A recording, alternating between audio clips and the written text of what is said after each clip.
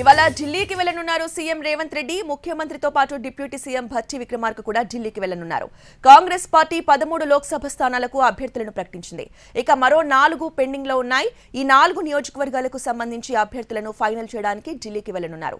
అధిష్టానంతో మాట్లాడి ఆశావాహులపై చర్చించి అభ్యర్థులను ప్రకటన చేయనున్నారు. పెండింగ్ లో ఉన్న నియోజకవర్గాలకు సంబంధించి నేతల నుంచి స్క్రీనింగ్ కమిటీ అభిప్రాయాలను సేకరించింది. అధిష్టానంతో చర్చించి పేర్లు ఖరారు చేస్తారు. ఖమ్మం, వరంగల్, కరీంనగర్, హైదరాబాద్ లోక్సభ స్థానాల అభ్యర్థులపై ఇవాళ క్లారిటీ వచ్చే అవకాశం కనిపిస్తోంది. అయితే ఖమ్మం నుంచి ప్రియాంక గాంధీని పోటీ చేయించాలని రాష్ట్ర కాంగ్రెస్ నేతలు అధిష్టానాన్ని కోరారు. కానీ దీనిపై కాంగ్రెస్ అధిష్టానం స్పందించలేదు. ఖమ్మం అభ్యర్థి ఎవరు అనే దానిపైనే ఉత్కంఠ నెలకొంది.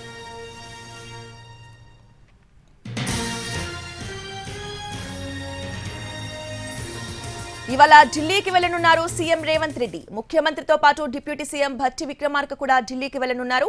కాంగ్రెస్ పార్టీ 13 లోక్సభ స్థానాలకు అభ్యర్థులను ప్రకటించింది. మరో 4 పెండింగ్ లో ఉన్నాయి. ఈ 4 నియోజకవర్గాలకు సంబంధించి అభ్యర్థులను ఫైనల్ చేయడానికి ఢిల్లీకి వెళ్లనున్నారు.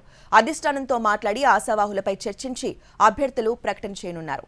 ఇక పెండింగ్ లో ఉన్న నియోజకవర్గాలకు సంబంధించి నేతల నుంచి ఇప్పటికే స్క్రీనింగ్ కమిటీ అభిప్రాయాలను సేకరించింది. అధిష్టానంతో చర్చించి పేర్లు ఖరారు చేస్తారు. ఖమ్మం, వరంగల్, కరీంనగర్, హైదరాబాద్ లోక్సభ స్థానాల అభ్యర్థులపై ఇవాళ క్లారిటీ వచ్చే అవకాశం కనిపిస్తోంది.